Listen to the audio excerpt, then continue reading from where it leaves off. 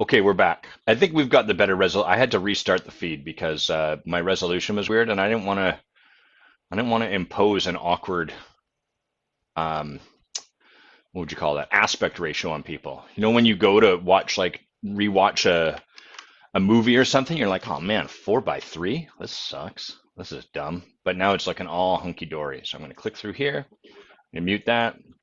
Let my comments up. Awesome. We're proper. This is good. I'm going to have a sip of water.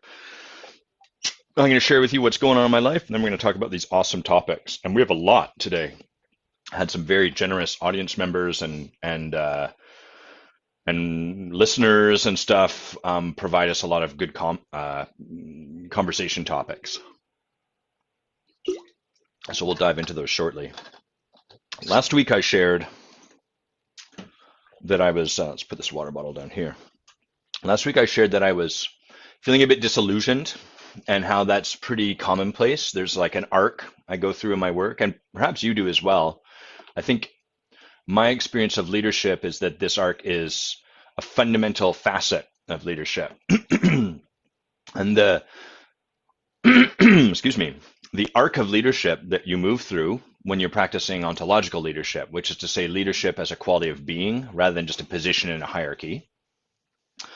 The arc is that initially you get enrolled in a possibility, meaning you get present to something that might be possible beyond where you currently are. That's the first step. And you get inspired by that. You're like, oh my God, that'd be amazing. That'd be really cool. And I can see real benefit in me, not just getting to that possibility, but the process of moving through whatever's in the way to arrive in that possibility.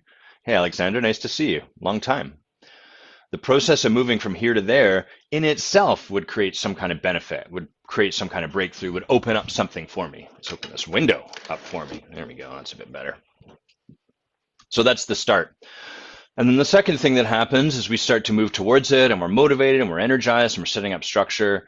And then we hit the point where we start to come into conflict or the stuff in the way or the reasons why we haven't already created that possibility. The reasons that say that's a nice possibility, but is not actually available to you. And that's where we kind of stumble. And at that point, we start to become disillusioned in this possibility that we saw initially. We start to conclude like, it's a nice idea, but I don't actually think it's going to work. Or what a great idea for someone else. Or neat idea, but life's not that bad. And we start to rationalize and reason why not continuing to put in effort towards this thing. Hey, Lydia, nice to see you. And instead go back to what we know.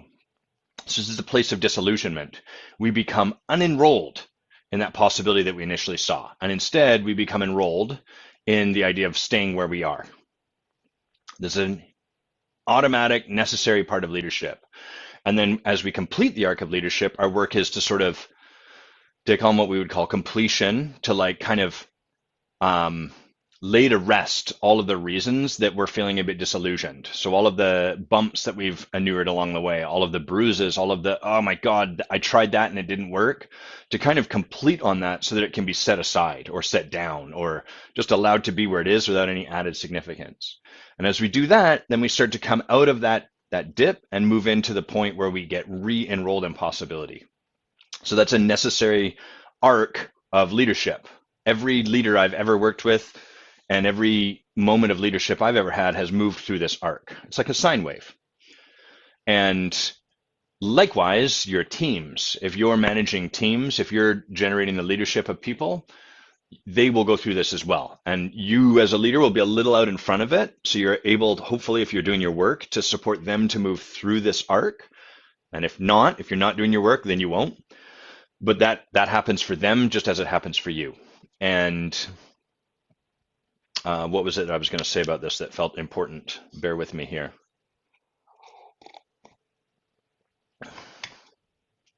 Yes. The trap or the challenge of this thing I'm describing, this arc of leadership, happens when we make it significant that that's happening.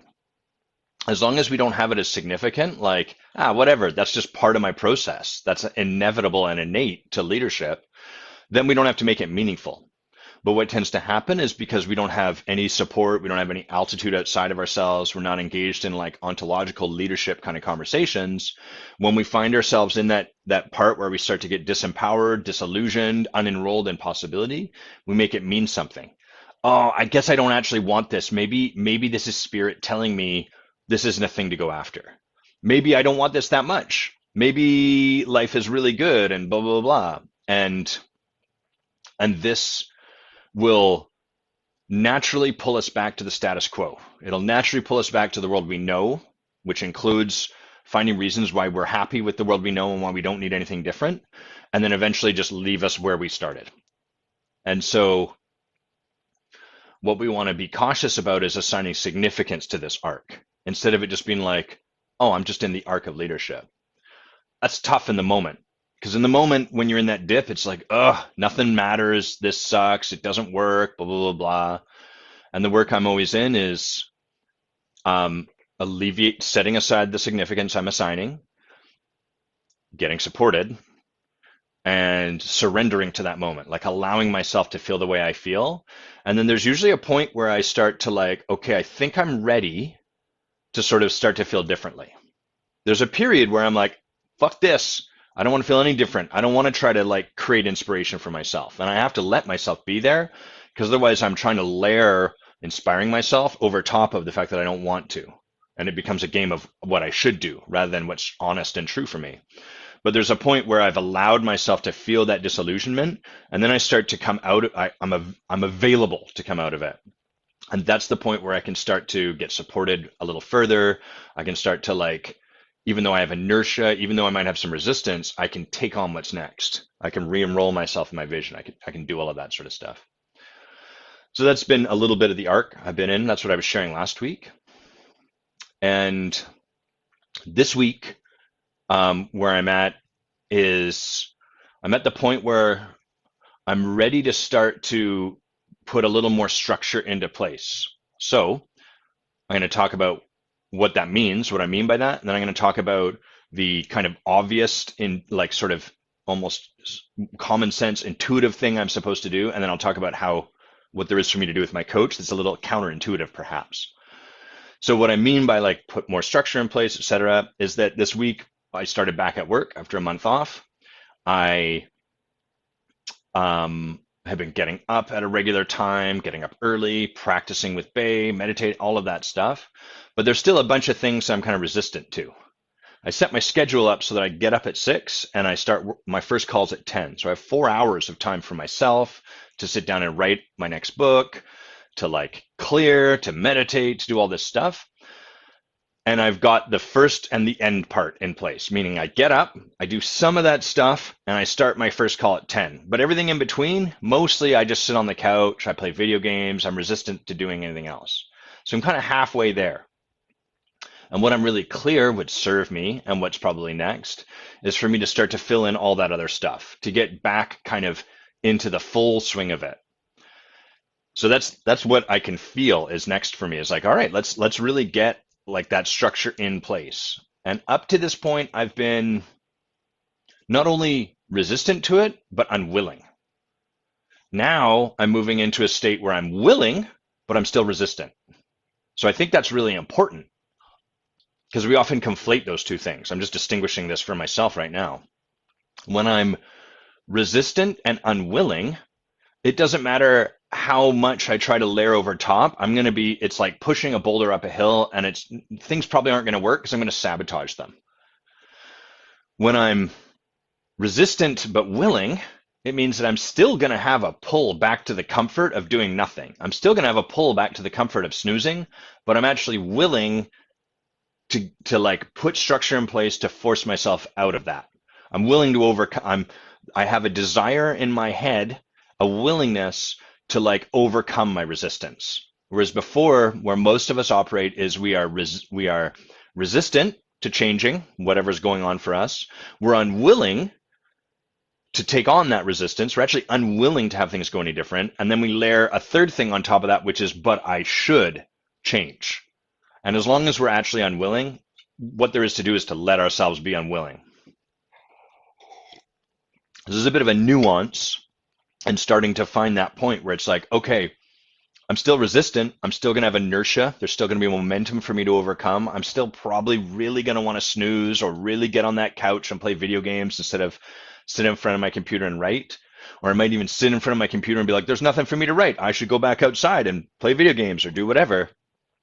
And I'm taking on structure. I'm taking on stuff to actually sit there in front of the computer nevertheless, because I'm now willing for it to go differently.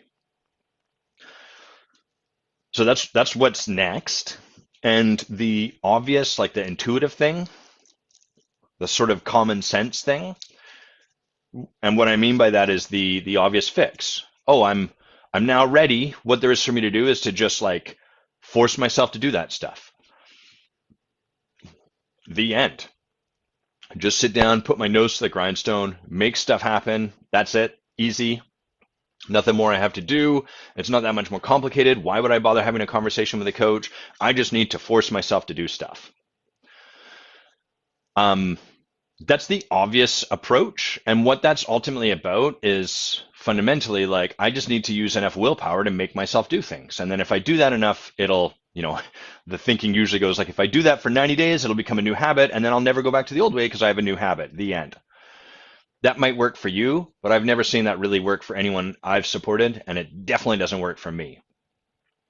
What there is for me to do is to bring this to my coach and share like what's going on and here's what I think to do. And hey, Michelle, nice to see you. Hej.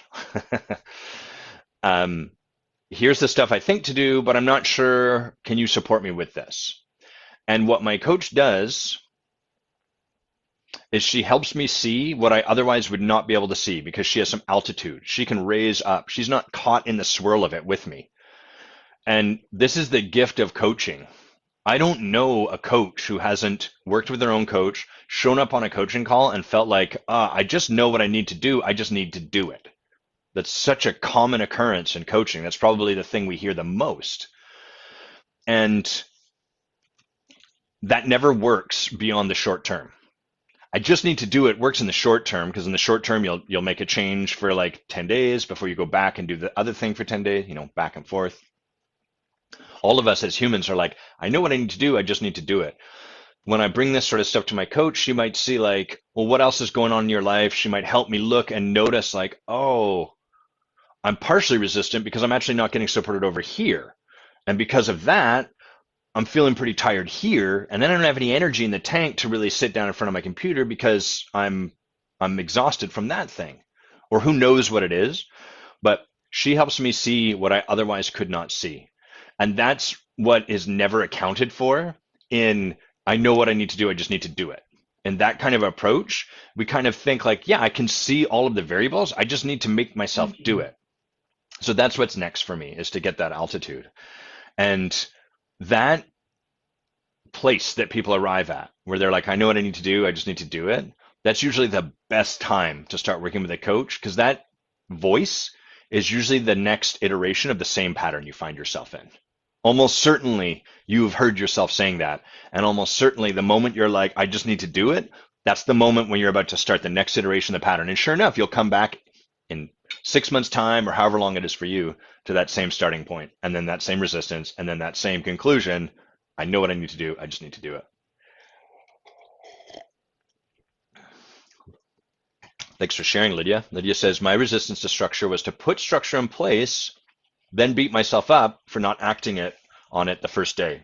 So she sets up like maybe I'm going to get up at 6 a.m. That's an example of structure. I'll set my alarm, and then she doesn't, and then she beats herself up for not acing it, not nailing getting up at 6 a.m. And then once we start to beat ourselves up, it starts to cascade. We feel bad. When we feel bad, we're less inclined to do the stuff that's kind of challenging, and so on and so forth. So that makes total sense, Lydia. I'm curious, what have you distinguished around that? What have you started to create for yourself outside of that pattern you just described? Is there anything? I trust there must be something.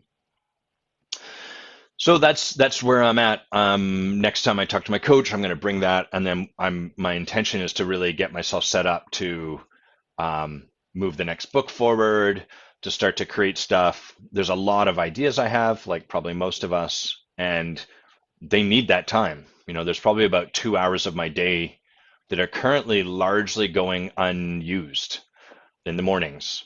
They're relaxed, etc. It doesn't mean I can't be relaxed, but there's an opportunity to like really bring some focus, which I feel in my heart and my spirit kind of ready. I'm ready for the next step.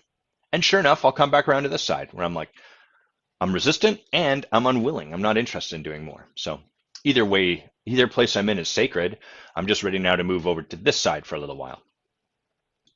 Okay. Water, not coffee, not decaffeinated coffee. I'm looking over here at these questions that we've got.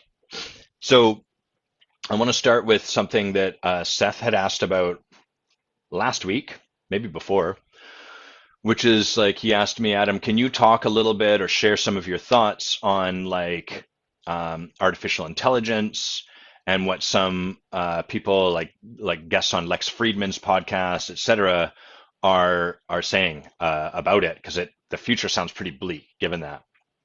So I'll just set this up a little bit and then I'll offer my thoughts. First thing, Lex Friedman is a guy, I believe he's a Stanford graduate, computer science guy. I think he's a Russian American. Super, super brilliant, big heart. The first time I listened to him, I assumed I was listening to like someone who was like super stoned talking to this really brilliant person. And then as I continued to listen, I was like, oh, this guy's really deep. He just has kind of a weird, lazy enunciation almost. But Lex Friedman, what his podcast does is he has really, really interesting, brilliant guests on the show, and then they just talk for like 3.5 hours. So it's long, deep, deep, deep dive.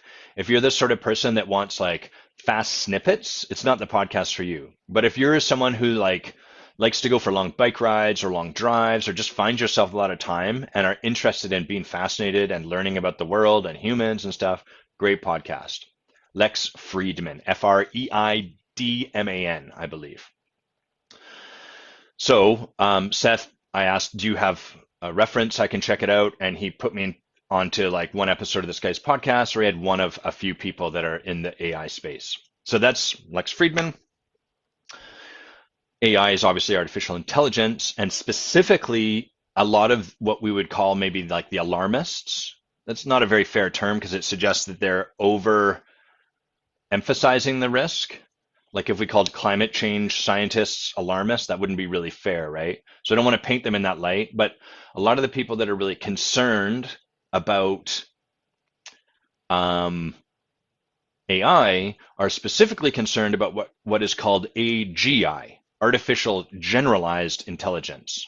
So let's draw a division here. You have two kind of main types of artificial intelligence. The first is an artificial specialized intelligence. So specialized intelligence is something, a computer, something that is really, really good at a specific task. So a machine that can play chess really, really good, that would be a specialized form of artificial intelligence. It is totally made to do really good, excuse me, at a particular task, a particular type of thing. And if you give it anything else, it completely fails. So that specialized intelligence chess machine, amazing, can crush humans at chess. Sup, Obs, nice to see you. But if you were to say like, can you make me some orange juice? It would completely fail. Or if you were like, is this person who is my uncle related to my father in some way? It would absolutely fail. It couldn't do anything with that information. It wouldn't even understand. It would have no concept of cousin or brother or anything like that, because its intelligence is entirely focused in one particular small particular domain. I'd say particular at least 3 more times to conclude this sentence. So that's specialized intelligence. For the most part, that's the only type of artificial intelligence we've been able to create. Highly specialized. That's contrasted with generalized intelligence. So generalized intelligence is the intelligence that humans exhibit, along with some animals in the animal kingdom. A generalized intelligence is an intelligence where we can learn to be very good at particular tasks, but we can also broaden out our understanding and continue to grow and understand things at a deeper level. And we can apply what I know about playing pickleball to the world of leadership. I can generalize rules that I've learned over here and then sort of bring them over here. I can work with things like metaphor. I understand that even though you're talking about the apple doesn't fall far from the tree, you're not literally saying that I am an apple and my dad is a tree. You're using a metaphor. I can generalize that. I can abstract that away. So generalized intelligence is sort of the holy grail, if you like, of AI. It's the intelligence that can grow and learn and do more than a specific task, and it can continue to evolve and understand more and more and more, and then, take over the world or do whatever. So the concern in the AI world is not really about specialized intelligence. There's a little bit of that, but not very much, because it's so specific, and people are like, well, what about like a machine whose sole focus is to like maximize paper clips, and its only job is to create more and more and more paper clips, and eventually it starts breaking humans down to create paper clips out of humans because that's the way it continues its mission. Yeah, you could argue that's kind of like a scary scenario, but that won't happen because the machine doesn't have the intelligence of like how to make paper clips, and it's dumb in a lot of ways. All it knows is give me what I need, give me alloy, give me aluminum, and then I convert it to paper clips. So my job is, as long as you keep feeding me that, to do this. It would be like a bicycle suddenly learning how to get gas and developing an engine so as to keep moving forward. It's just not the way that works. So the concern people have, the horror story, the apocalypse version of this, is that artificial generalized intelligence, AGI, once created, would kind of like then try to continue its own existence, just like a human would. Now that I'm here, if you try to end my life, if you try to turn me off, I'm going to fight you. I'm going to try to figure out how to stop you from doing that. Just like the Nazis rose to power and humans tried to shut that down because that was an existential risk, et cetera, et cetera. So the concern is, once we have a machine, an AGI, a generalized intelligence. Hey, everyone joining at 10. We're just talking about AI right now. And what are my thoughts as far as like AI taking over the world? So once we have this computer that becomes self-sentient and is a generalized intelligence, meaning it can learn more and more and more about the world, it can continue to evolve and grow. The concern is eventually it concludes humans are an existential threat to me. Humans eventually will shut me off. Therefore, I have to end life. The end. There's a whole bunch of nuance. There's a whole bunch of mathematical reasoning. There's a whole bunch of like sophistication around this subject that people have, but all of it generally boils down to what I've just described. And then there's sort of like proof where like, this is the way it'll tend to go. Here's why this is the way it would go as opposed to any other way, et cetera, et cetera. So then now we can come to Seth's question, which is like, Adam, what are your thoughts on this? So my first thought on this is that, and this one's informed by a lot of the people I've read and talked to, is that that's a far, far, far way away from us. We've never come anywhere close to replicating the kind of intellect we see in a human, nor has nature, really. We're not even clear that a generalized intelligence, like a human's intelligence, can be created in a circuit. Maybe consciousness can only exist in what they call wetware, like a biological shape. We don't even really understand how is it that consciousness, this idea that I'm aware of my own existence, how does that even come into being? Because if they look at the brain, it's just a bunch of synapses. Then we end up talking about a soul and spirituality. And so having that replicated in a robot or a piece of hardware, that's not a big concern of mine, at least in my lifetime. The second thought I have is, sooner or later, the human race is going to die out anyhow, no matter what. That doesn't mean that I think we should just sit by and do nothing, but there is sort of like that is going to happen at some point. The real question is not if the human species eventually dies, it's when. And if nothing else, it'll come at the end of the universe, when the universe gets pulled apart by the Big Rip, when the universe continues to expand away from each other, and eventually atoms even become so far apart from each other that matter can no longer really exist outside of being individual atoms. And so at that point, surely we won't exist. So Of course, we want to perpetuate the human species, blah, blah, blah, blah, but one way or the other, we're going to come to an end. These are a little bleak. Here's the bottom line for me is that what happens is going to happen. And there's probably not much I can do about that. I could get concerned about it. I could worry about it. I could fret about it. I have little to no capacity to affect what happens there. I can read about it.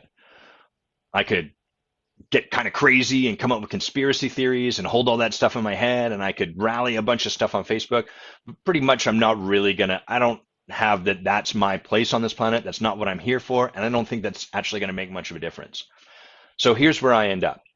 Where I end up is whatever is going on in the world, I'm going to create art with it to the best of my capacity.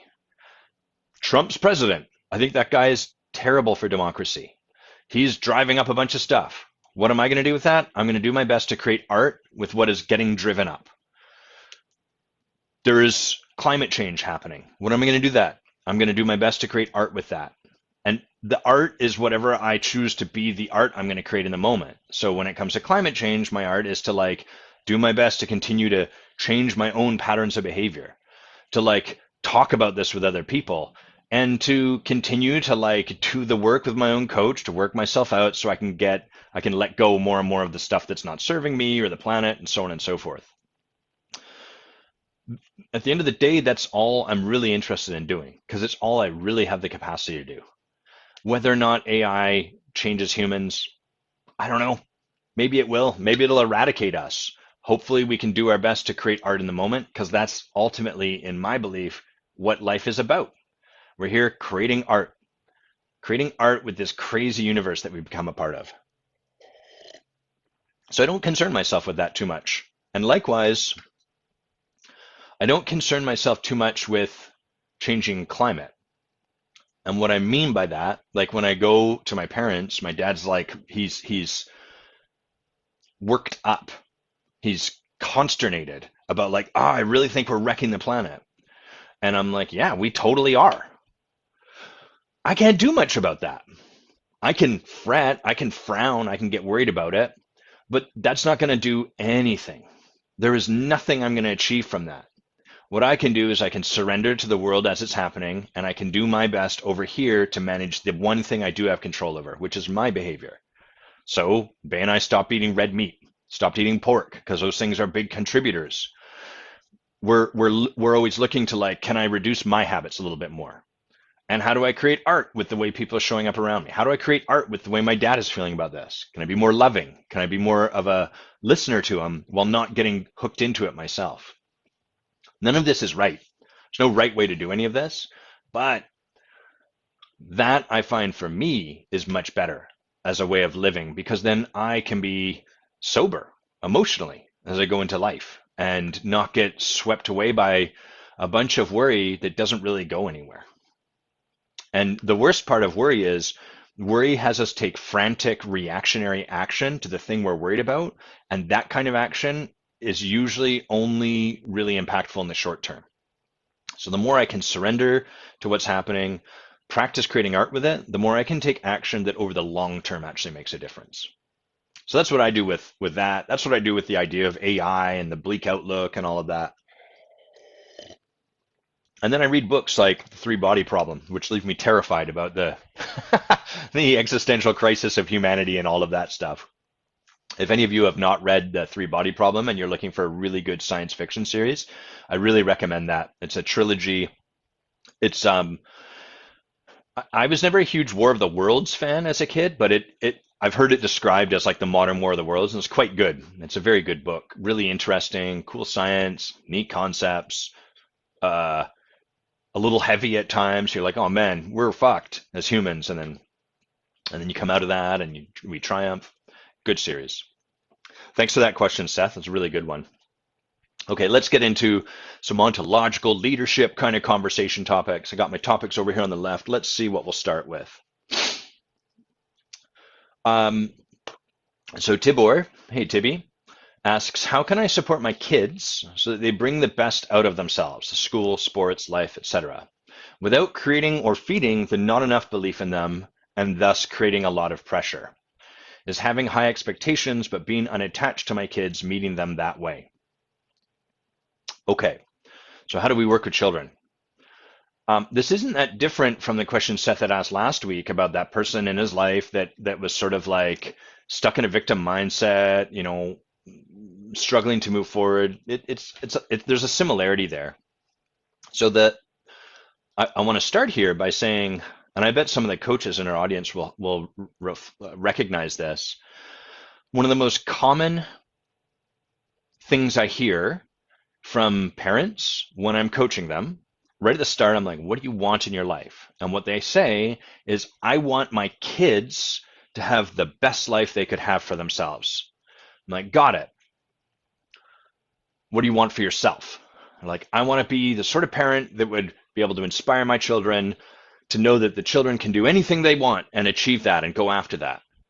So what's happening, and this is a bit subtle, is the parent is like trying to inspire their children to be a particular way that the parent is not themselves being.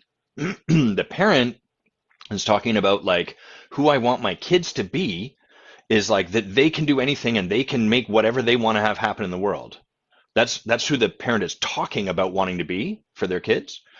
And then what the parent is doing is setting aside what they want so that they can do whatever they have to do for their kids. So there's a disconnect here in terms of what the person is saying and what they are being. Who they are being is, I set aside myself so my kids can win. But what I want is for my kids to go after what they want. And this will never fly. Children will learn from witnessing who we're being. Not what we do, not what we say, who we're being underneath all of it. This is one of those like LinkedIn pop culture kind of things where like people will post like, children or our staff learn not from what we say, from what we do. And everyone's like, yes, check mark, like, share, 50,000 shares. I got to turn off how many times that stuff gets shared. It always triggers me. I'm like, fuck me, 50,000. Oh my God. Yes, absolutely. No, absolutely not.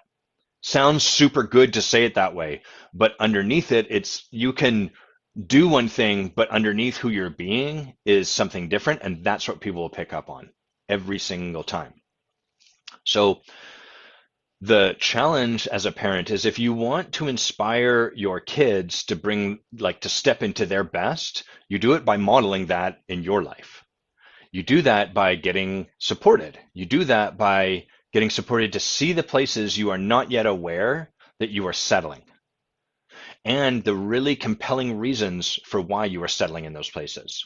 So a really compelling reason might be, let me use an example. We had a member in the Forge this past year who we have a free retreat. Well, it's not free. You pay to register for the Forge, but included as part of that, there's a retreat that we host in Costa Rica, and all you have to do is get there, and everything is covered. All the excursions, all the food, your where you stay, everything. And so this person right out of the gate was like, this sounds amazing, but I can't do it because my kids they're feeling some challenges. I need to be there for them. And this person really was like, I want my kids to know that they are loved and that I'm there for them and that they can do anything. And yet the person was setting aside their own journey of being able to do anything. And so what the kids were seeing modeled in terms of who this person was being was like, you can do it all with a whole bunch of exceptions. You can do it all except when. And so we supported this person to see the possibility that might be available if they were to come to the retreat, not to force her, not to change her mind, not to make her do anything different, just to help her see that this path she wasn't looking at, where she did come to the retreat, might actually provide a ton of opportunity she is not yet aware of. And so it was a really challenging decision for her, because as she opened into that possibility, she started to like really want it. And then she had to confront the heartbreak that she might not get that. So it's easier just not to look down that path. And as she did that, we started to support her to see how she could have it all. So she chose to come to the retreat, and it created a huge breakthrough, not just for her, but for her children as well. Because her children learned some self-sufficiency. And they learned from watching their mom, oh, maybe it's possible to like make stuff happen even when there's a breakdown going on, et cetera, et cetera. So her children provided the world's greatest reason not to pursue what she wanted. And like, I'm not saying this is what Tibby is actually doing, but there's the possibility here. How do I support my kids so they bring the best out of themselves? Is you get supported to see where you are unaware that you are settling in your own life, where you are creating really compelling reasons why not step into your best. And it's always important that we recognize here that you'll always have a really compelling reason for why not step into your best there, just like your children will. The caveat is we can never see that it won't occur to us like, oh, I'm just settling here. Oh, I'm not stepping into my best. It'll occur like, no, this is a really valid reason. This is the situation. This is the moment where I need to like hunker down. That's why coaching is magical, is because it helps us see that stuff for what it is, as opposed to being caught in the swirl of it.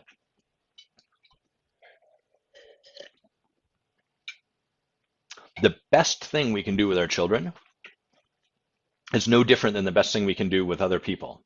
And that is set aside our expectations, champion where they're at, love them exactly as they are, recognize the good that they are already doing, and speak to that. Our society's got this weird, it's almost like I don't want to put this at the feet of the boomers, but it's kind of like a boomer mentality. Like post-war, there was this idea like if you acknowledge people for what they're doing, they'll go soft and they won't try anything further. So it's sort of like the way you have people really excel is you kind of withhold some praise and then they try even harder to get that praise. That just creates like this shitty world where we're continually under the belief that we're not enough, and then we're using that belief we're not enough as fuel to try to become enough. That's great if that's the model you want to raise your children in. But if you want to raise self-actualized children who go after what their heart desires, then the job is to acknowledge them for the beautiful work and gifts that they're bringing into the world right now, absent any requirement that they do anything different. So if your child gets like an A in art and a C in math, acknowledge that A in art. And you can ask them like, hey, what went wrong with the math? Is this important to you? You can ask all of these sort of questions. But we are very reticent to acknowledge people for the good work they're already doing, because we're afraid if I do that, then they'll start to slack. If I do that, then they won't strive higher. That's the work to do with our children. And it's the same work to do with everyone.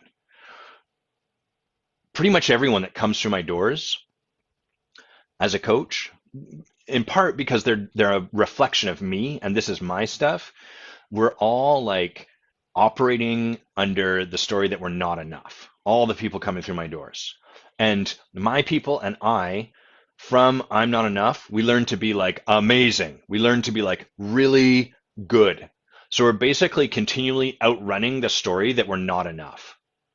And we're really good at outrunning that story. But the trouble is that story follows along with us because it's the fuel that motivates us. Without I'm not enough, that's what we've learned to run our lives around.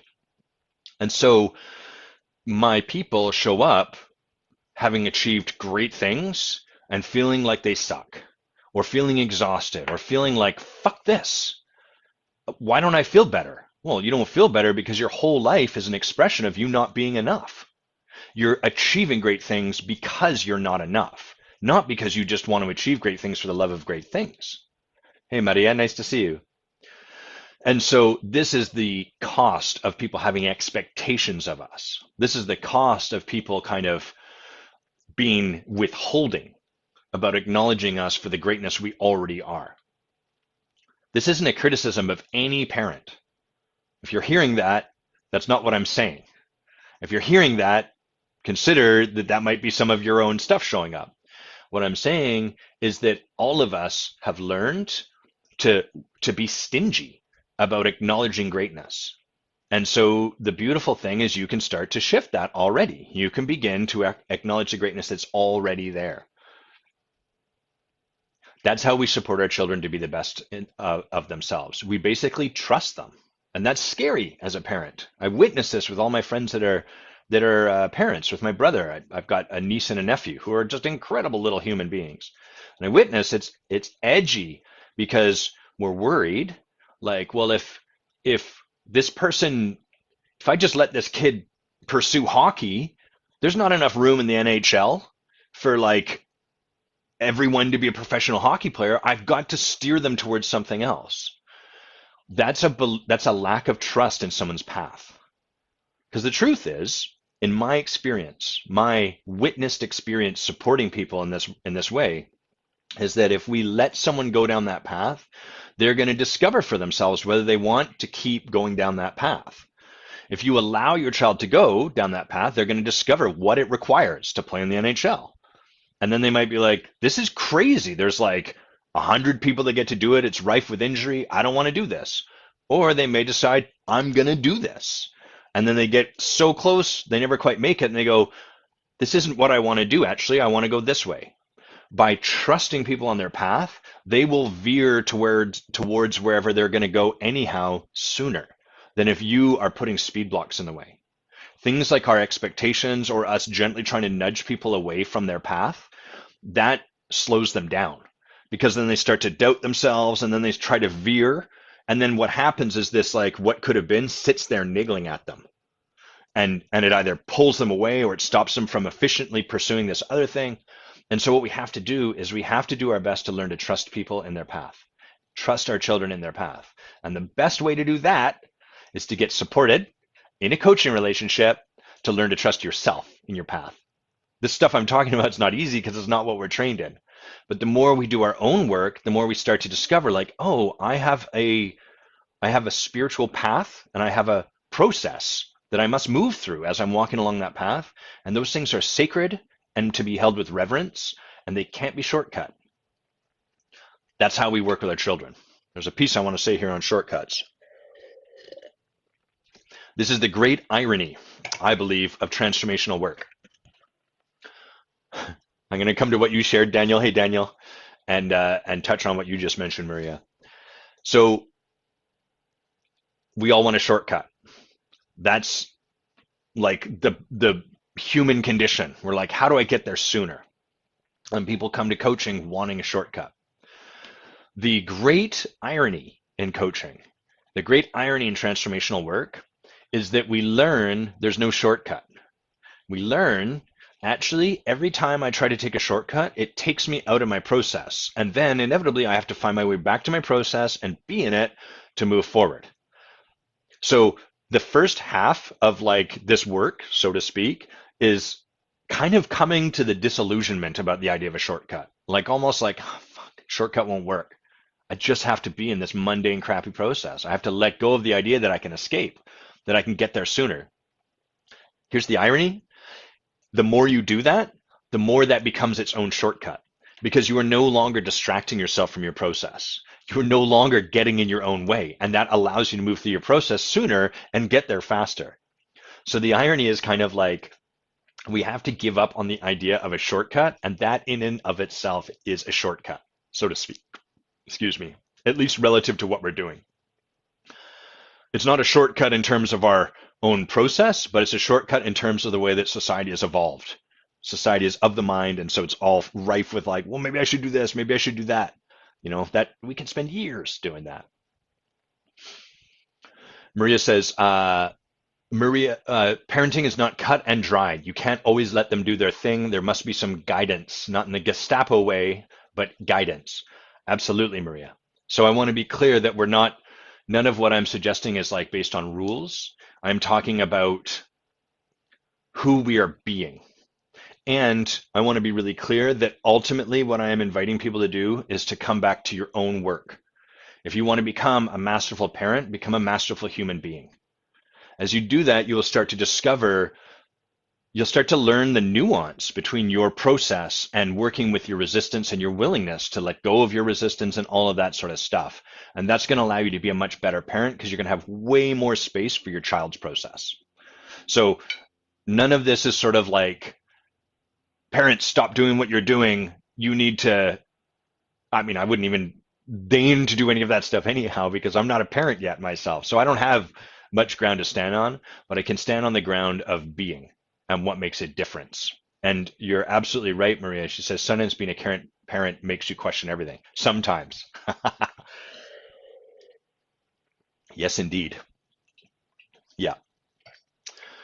And Daniel says, I still struggle with imposter syndrome. I wrote about imposter syndrome. Yeah, exactly, Maria, all the time. I wrote about imposter syndrome, and a former client wrote, I just don't believe it's a thing. And that's fine. It's sort of like when people say, uh, well, I don't think that's a real thing. It's just a word people made up. Sure. But fundamentally, that word, that label is pointing to an experience we have, a fear that we have, a whatever. And our fears, we want, what the mind wants to do with our fears is explain them away rationally. Oh, I don't have to be afraid of that. There's nothing I need to be afraid of. That's not really how fear works. The way fear works is there's a belief that is a belief about something that creates fear. I'm afraid that people think I might be not intelligent enough to lead this discussion. And as a result of that belief, we take actions to deal with the belief. Given that people think maybe that I'm not intelligent enough to lead this discussion, I'm going to get super vigilant and I'm going to read a whole bunch and I'm going to blah, blah, blah. And those actions then end up putting us into situations and creating a world around us that is a reflection of the actions. So we create an environment around us that sort of coincides with the beliefs and the actions. And then that world around us reflects our beliefs and reinforces them. So when people try to convince themselves, I don't need to be afraid of stuff. I don't have anything to be afraid of. My fear is imaginary. They are very rapidly put back into their place because in fact, they've created a world around them that's a reflection of that fear. And so being like, I have nothing to be afraid of. I just need to be vulnerable with people. And then they practice being vulnerable and people are like, yo, dude, too much.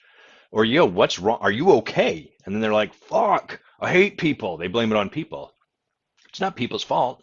It's just that your fear has been realized in your world. You have manifested your fear in the world around you, which then moves your actions. So it doesn't mean you're stuck. It just means that anytime we have a fear, it's going to be born out in reality and it's going to require some courage to act out in front of it. And so this imposter syndrome thing, Daniel, that's super common. And I mean, I have that all the time. I run, part of what my practice looks like is every second week, my clients get open calls. Every month, we have 2 calls on Tuesday and Thursday that are for all my clients to come. So it's kind of like a group thing. They get to be in relationship with one another, blah, blah, blah. I've been doing this for about a year, and literally every single time before those calls, I feel sick, physically sick. And I feel like, hopefully no one shows up. What am I going to do? I don't know how I'm going to do this. How's the call going to go? And pretty much, I can count on like one hand the number of times this hasn't happened. Pretty much every time at the end of the calls, at least one, often multiple people, as we're doing a checkout, they're like, this call has just been amazing. I'm so impressed by what you create, Adam. This is such a valuable call. I love the people here. This is amazing. Thank you. This really made my month. Every time. Every time, that's the feedback. Every time before we go into the calls, physically feeling sick, don't want to do it, feeling horrible about it. It's just my fear.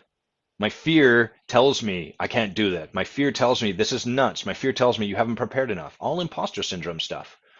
And the work is not to try to convince myself that's not real. There's plenty of reason that that could be there.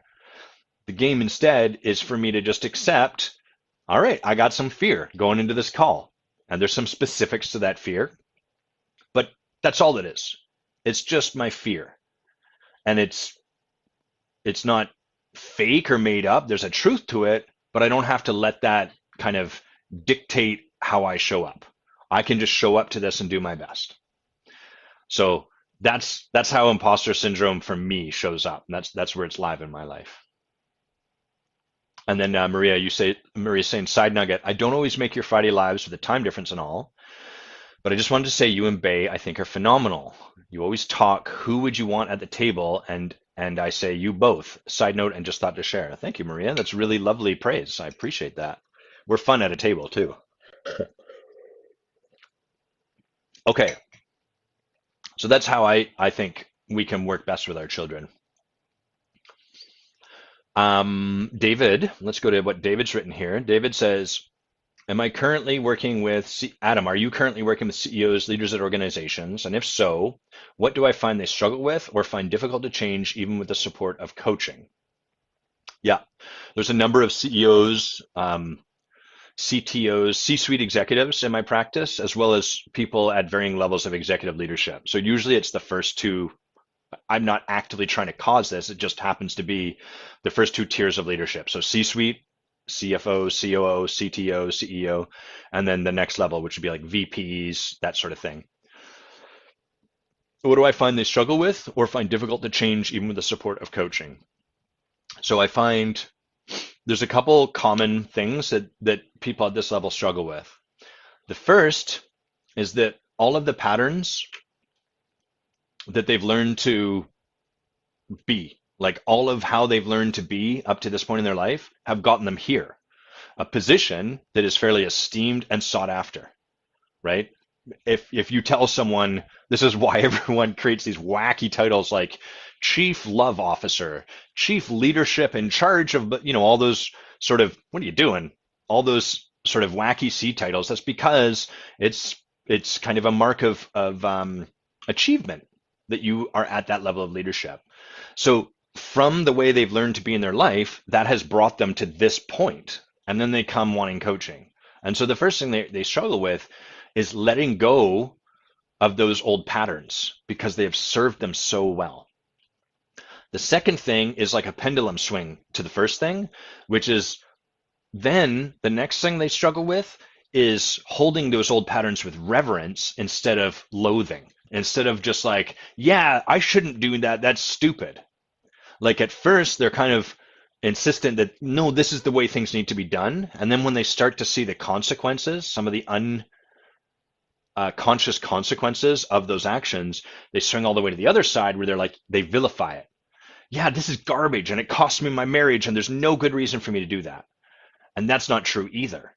So both of those places are, they're steps along the journey, but both of those places get in the way of taking on something new. So that's the first thing that they struggle with, is those two things. Second, I would find is that a lot of them are really, really smart, really, really brilliant. Brilliance is a quality that tends to allow people to climb up a corporate ladder very effectively because it lets them separate order from chaos, and it lets them separate their head from their heart and operate from the mind. And business, the world of corporate life, tends to be a world created by the mind. This isn't a vilification of the mind, it's just it tends to be mostly mind, not a lot of heart. And so their patterns are best served from a lot of brilliance. They have a lot of the quality of brilliance.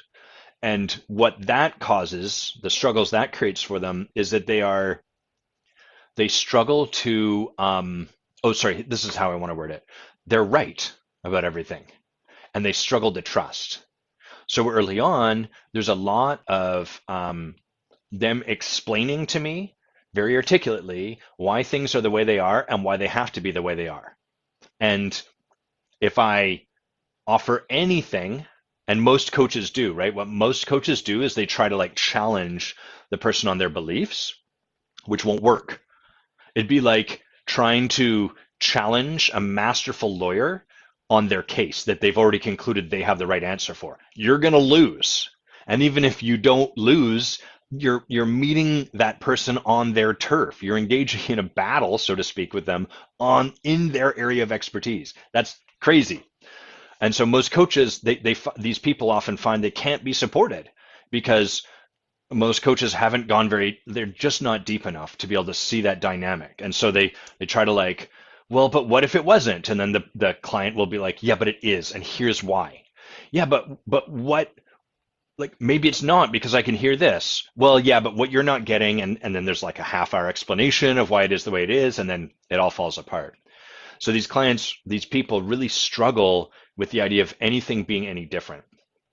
The way we work with that is listening, I listen a lot to these people, especially early on, because they need to speak. These people, ironically, have a real need to be heard. And then when they're done explaining all of that, I usually acknowledge it and then ask something really simple like, okay, I hear you describing how it is.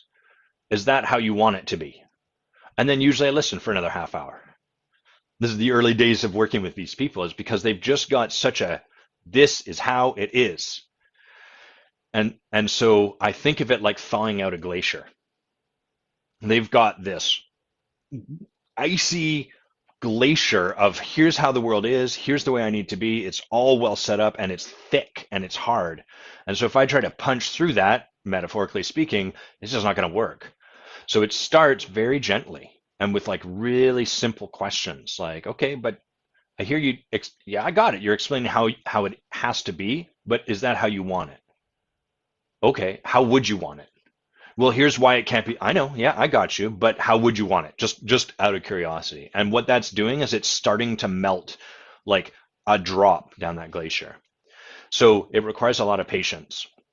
Here's the last thing that these people especially struggle with is patience, is slowing down, because brilliance doesn't like to slow down. This is a bit like I'm going to use a metaphor here. When I taught dancing, I'd like teach things like waves and popping and locking. I would teach dance and I would have people come into my class, and the styles of dance I teach are highly technical. There's a lot of technique to them as well as a lot of soul to them. And people did not like the fact that they needed to learn technique. They would come in sort of having maybe done something like practiced an arm wave themselves, like, oh yeah, I can kind of do that, and it's cool, and my friends think it looks neat. I'd be like, great, what we're going to do is we're going to break this down so you can get the isolation in each step of the wave, because that is going to look far more powerful, far cooler than just like some loose kind of thing. So we'd slow them way down. And as we slowed their dancing down, what happened was all of the stuff they were skipping over, all of the mistakes, all of the not yet perfected kind of parts of their dance would come to the forefront. It no longer was disguised by trying to quickly do something. And that is hard. It was annoying to them because suddenly it felt like their dancing was getting worse and they weren't having as much fun as when they just did their own thing. And those people would tend to leave. Brilliant people have the exact same thing. They don't like slowing down because it means that they have to like sort of marshal their thoughts and they have to start to show their work. And that leaves them feeling a little bit dumb. It doesn't occur to them that way. The way it occurs is that you're dumb and you just can't follow along. And why do I have to slow down and explain everything to anyone? It's so annoying. And so this is the irony, is that they are frustrated with people being dumb around them. And why can't people just take me at my word? And it's like, because you're not showing your work and you're not willing to take people for their word. And so this is a challenging thing, is that these people often have to come to like a moment of confrontation with their own stories about their own intellect. As long as I can go quick, I don't have to confront that. I don't have to look at that stuff. But once you ask me to slow down and do my work, then I start to feel dumb. Then I start to feel frustrated. I start to get all caught up. And so the last thing these people really struggle with is what I would call bringing people along with them. This is one of the great gifts someone gave me when I wrote my first book, Too Smart to Know Better. Not a great book. That's my review of it. But an important book, because it was the first book I had to write to be able to write Who Do You Think You Are, which is a phenomenal book. If you haven't read that book, you should get it. Let's even, you know what? Is it this? Let's see if I've got the link here. Nope, that won't work. Anyhow, you should get that book. When I wrote my first book, to prep for it, I did interviews with people. And I would interview someone and I'd say, who's the smartest person you know? Would you be willing to put them in touch with me so I can interview them? And I just moved through people that way. And I was interviewing someone and I said, what do you think the most brilliant people would best benefit from being supported on or coached on? And she paused and gave it some thought and she said, bringing people along with them. And that was such a potent gift she gave me, because I was like, oh my God, that's so accurate. Accurate for me, accurate for other people. Brilliance doesn't want to, I don't want to have to bring you along with me, but that's necessary. If we really want to lead in a way where people are enrolled in something rather than just following us. If you want to create if you want to create leaders rather than followers, you have to develop the capacity to bring people along with you. Otherwise, you're just going to have a bunch of followers, and then you're going to be frustrated at them for being followers. It doesn't work. So those are like the big things I see CEOs, leaders of organizations struggling with, find difficult to change, even and especially with the supportive coaching. And part of that is that they end up working with coaches that just um, haven't gone through that themselves, haven't gone deep enough themselves, and so can't see it over there. And then they get into like an argument, trying to convince something. Hey, Jess, nice to see you. Or they get into, whatever. After the coach argues with the person enough, eventually they start to just acquiesce to them. Okay, got it. That's how it is. What do you want to do from here? And then you end up with a client who's just creating solutions inside of the box they're already stuck in. Nothing really magical is going to happen from there. Seth says, those of you listening on audio, you can't see it, but he says that was a sick move when you slowed it down. Yeah, that's the arm wave isolation. So when I was in my undergraduate degree, I spent a lot of really frustrating time sitting in front of a mirror, practicing isolating each step of the arm wave so that I could do it very slowly. These days, I've been practicing a lot with my fingers, like digits and doing that sort of stuff. Digits is another style of dance that uses the fingers a lot, and tuts, which are kind of right angle movements. Anyhow, okay, we've got a couple more awesome topics that we're going to hit. So we've got Manu. Hey, Manu says, can you talk about the distinction between shadow work and the ontological approach? Hell yes. So let's caveat this by saying I don't know shadow work that well. I know-ish about it, but I've not read a lot of Jung. I've not delved deep into that study.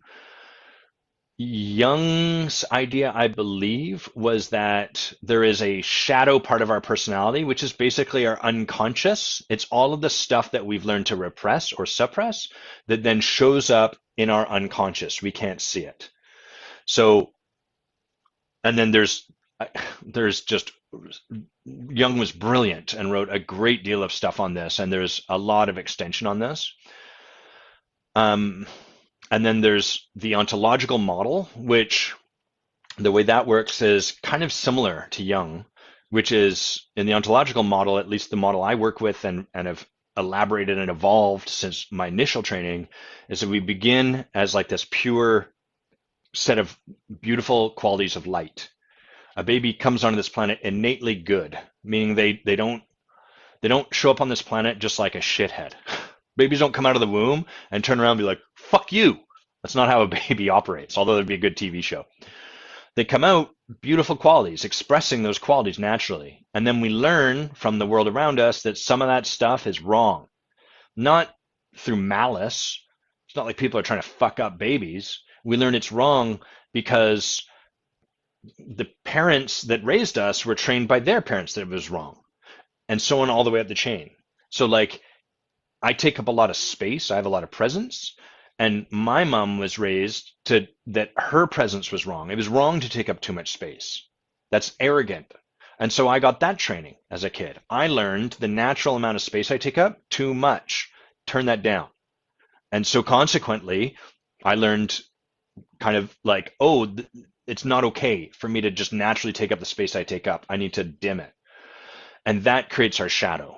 In the ontological model, or at least the model Bay and I use and create and work with, that's our shadow. Our shadow is the set of strategy, it's the beliefs and the associated strategies with those beliefs that we kind of glom on to the natural expression that is innately ours.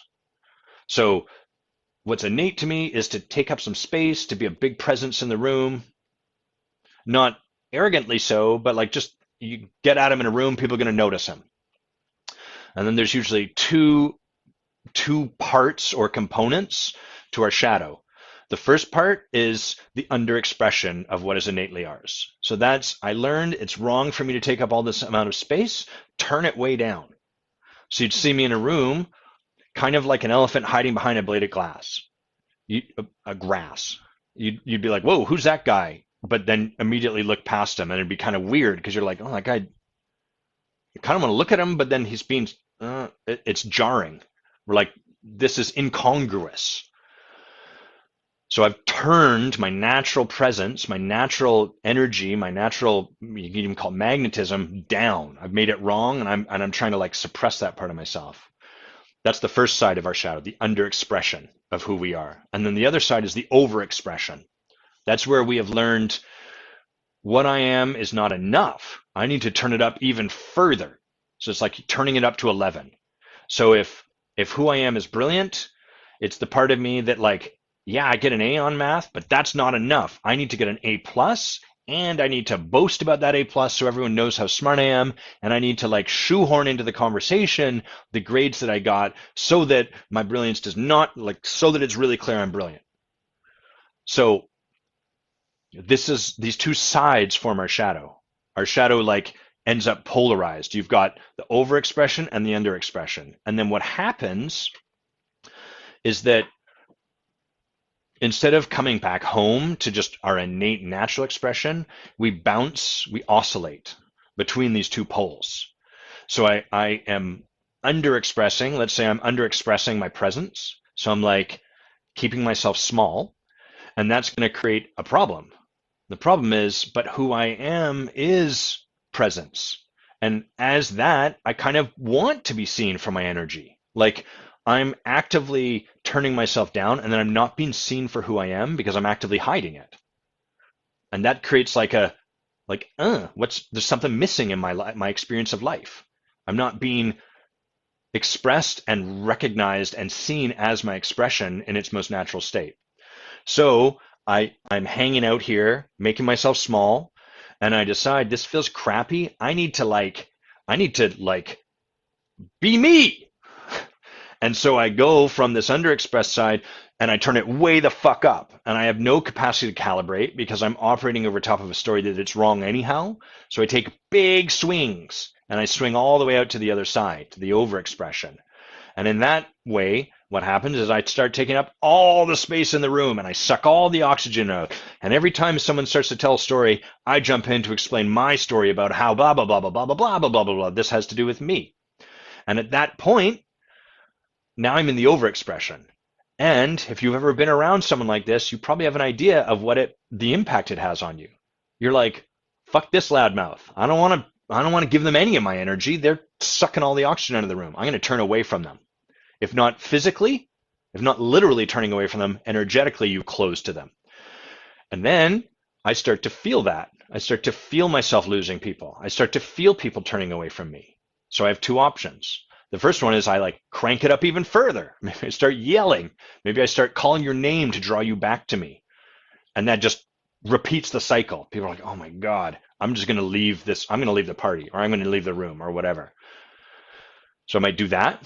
Keeps me in that overexpression. Or I might see that happening, experience that happening, and conclude, man, I was right all along. I'm too much. And I go back to underexpressing myself. So the irony here is that we kind of continue to orbit around the truth of who we are.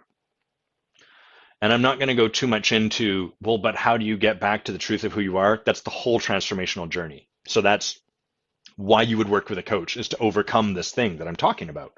That's why you would engage with transformational programs, the Forge, leadership programs, being a leader with Werner, all of that sort of stuff is to learn how to walk this tightrope, to transcend these two poles and step back into the heart of who you are.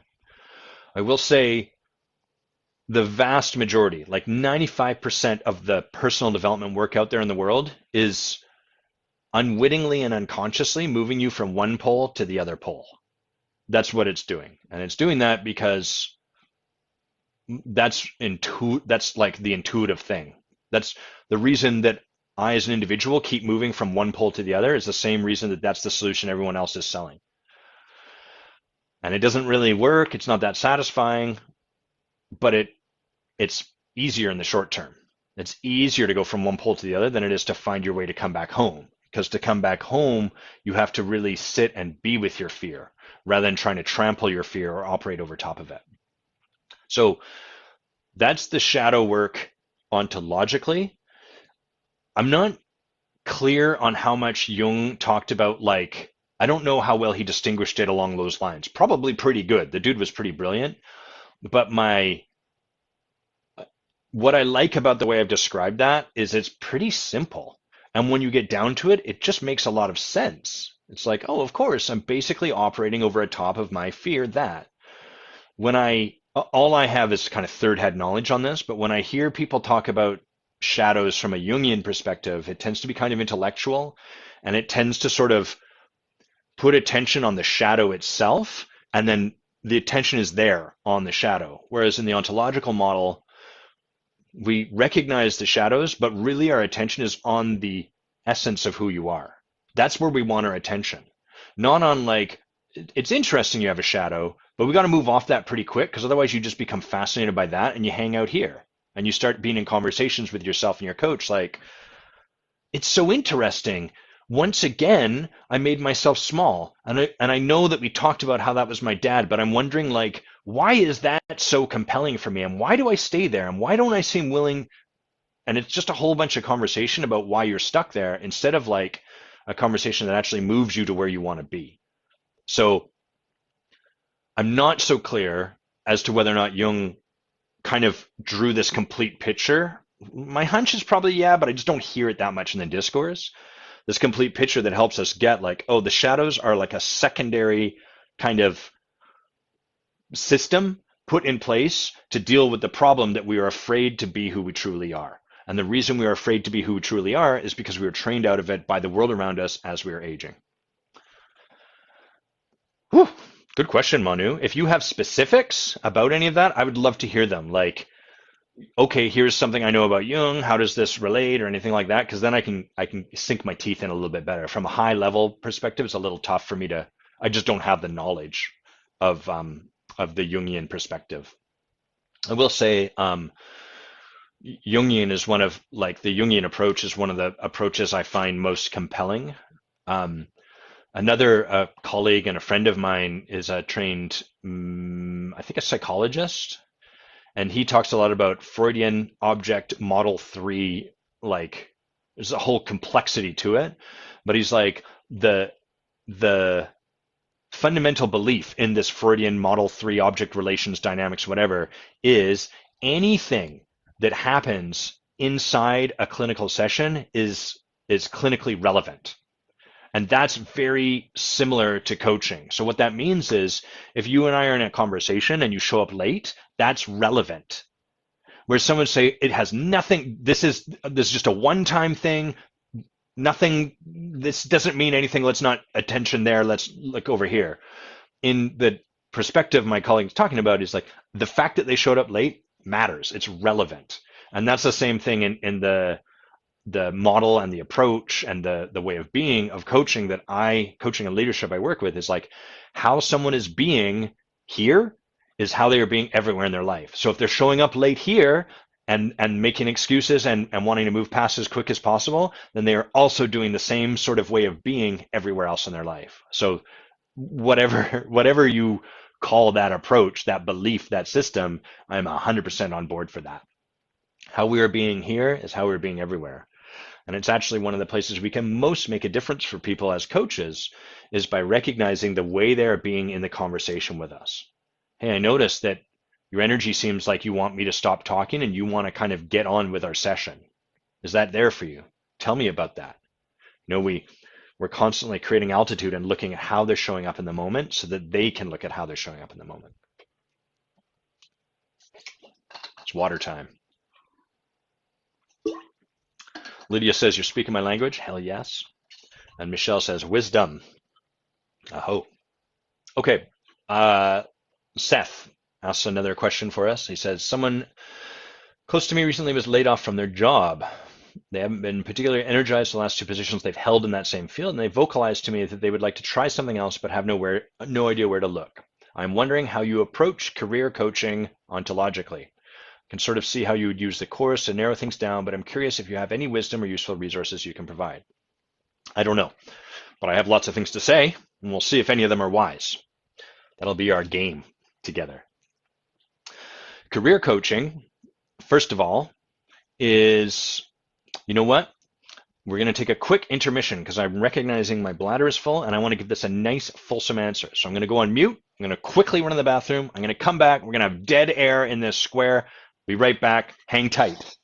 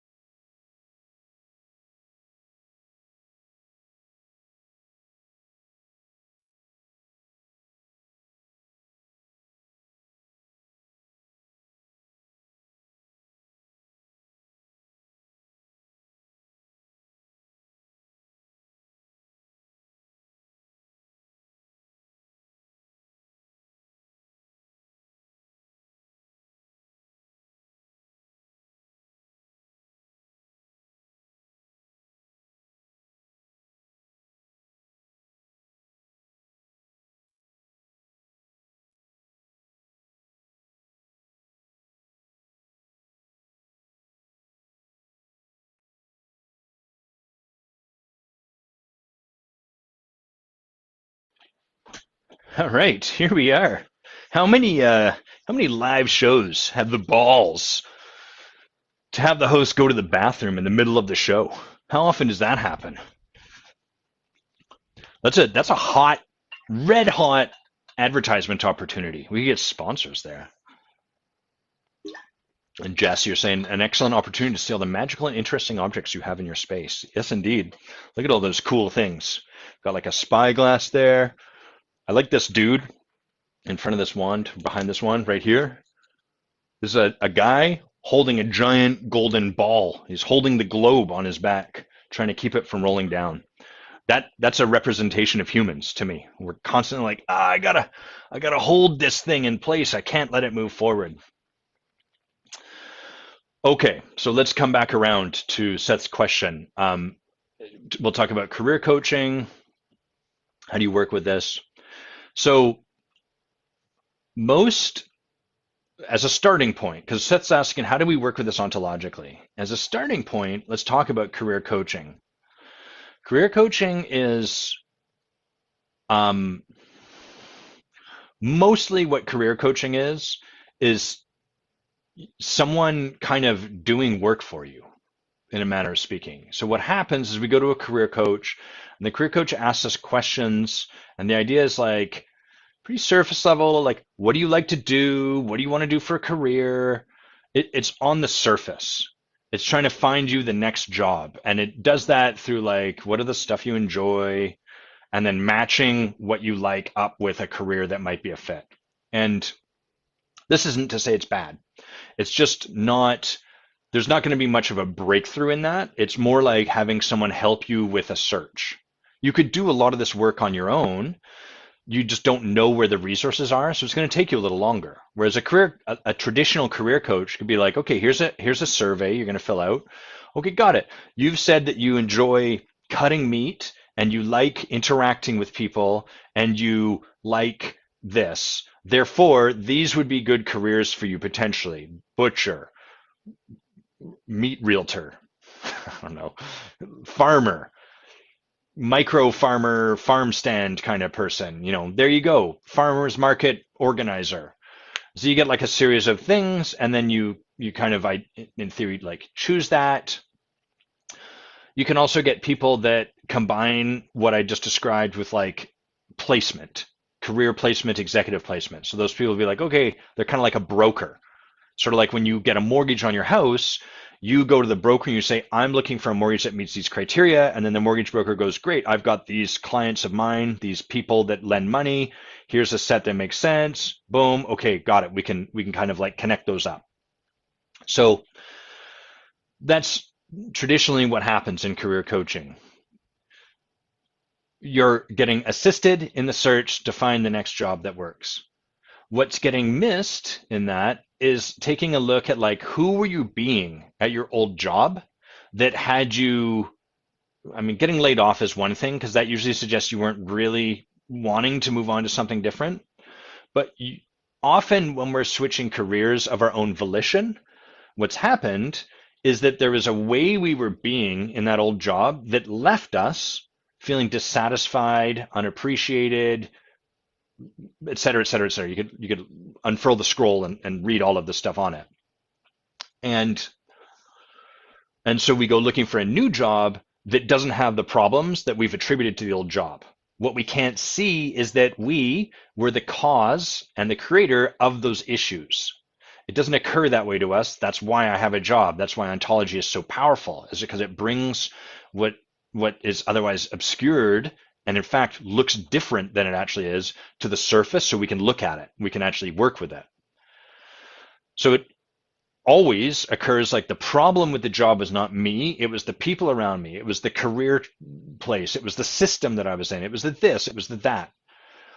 And career coaching doesn't address any of that typically, traditionally. It just says, great, let's find you a new position where you'll be happier.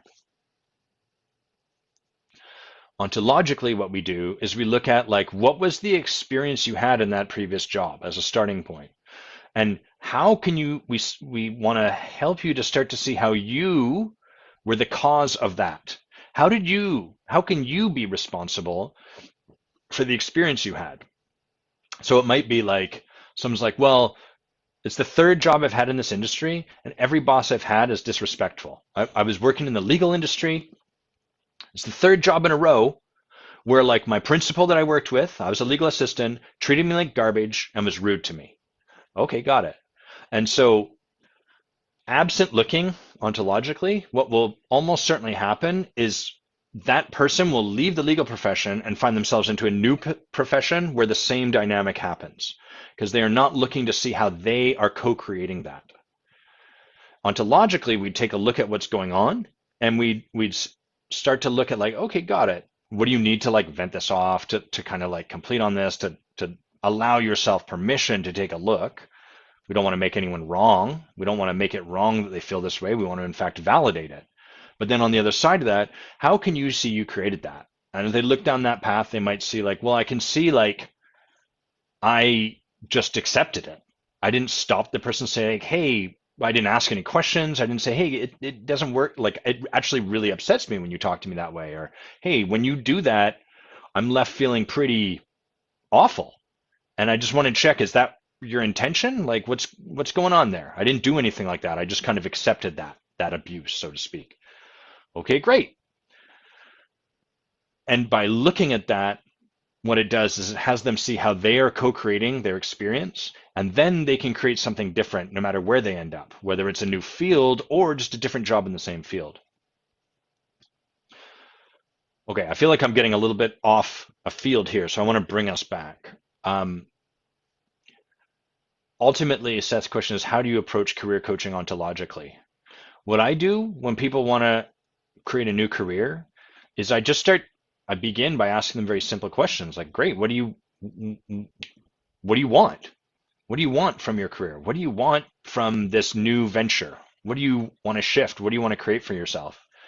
And by and large, the people I work with, the issue is not usually the career itself. It's that they've learned to turn their desire completely off. My people have learned to look not at what they want, but at what they need to do, what needs to be done. And once I've done everything that needs to be done, then I can look at what I need to do. Then I can take a look at what I want to do. And this works as a child, because as a child, our world is small and contained. So there's like 3 things we need to do, and then we can have our desire and play and get it all done. But as we become an adult and grow up and take on more responsibility and become more of a leader and own more stuff from a leadership perspective, there becomes an infinite, never-ending list of stuff that needs to be done. So we never get to the bottom of it, so we can never do what we want. And if you do that for long enough, eventually we just stop even thinking about what we want. So most of my people, when they're looking at a new career, most of the coaching isn't really about the career, it's just about what they want from their life. And usually they're kind of blank at this point. They don't really have an idea because that muscle is totally atrophied. The muscle of their desire is just not really functional. And so that's where we start, helping them start to rekindle their desire, to learn, like basically to work this muscle out again, to start to feel into what they want, and to start to pay attention to what they don't want, because that's our desire as much as what we do want. It's not where we want to end, but we can start there.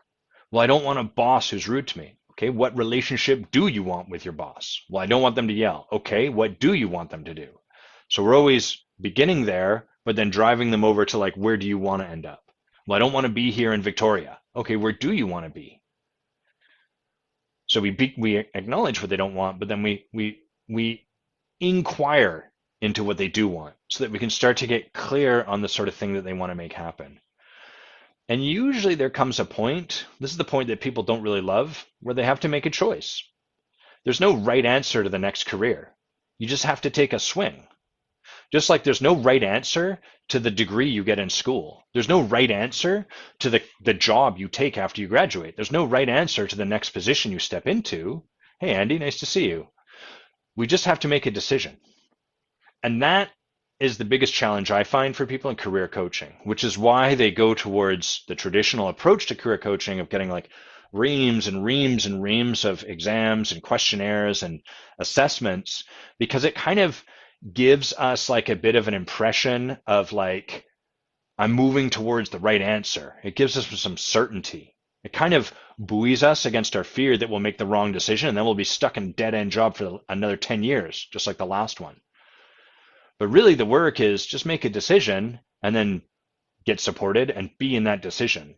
And if we do that, we can start to, then we can start to grow the way is natural for humans, which is make a choice, recognize how it's going, check in with ourselves, and see like where to from here. So there's not a right decision, there's just a decision to make. There's no correct choice when it comes to career coaching. And that's the trouble, is that people are kind of creating a ton of significance around this next step. What there is to do is to take a step and then assess, how does this feel? How do I feel about this around that step? And if you're doing that whilst taking on the ontological work, recognizing who you're being and how you're creating the circumstances you're trying to escape from, then you stop trying to escape anything. Then you address those circumstances as you go, and it starts to turn out that it doesn't really matter that much what career you're in. It's more about who you're being inside of that career. Now I have to talk about how this works in the coaching profession, how this shows up. There are a lot of people that come to the coaching profession in order to try to escape from their previous career. So the way this works is they're in a job, they hate their job. The reason they hate their job is because of how they are being and the situation they are co-creating with the environment, their boss, their coworker, whatever. They are co-creating an experience and they hate the experience, and then they attribute that experience to the job rather than who they're being. So then this all gets put into this job or this industry sucks.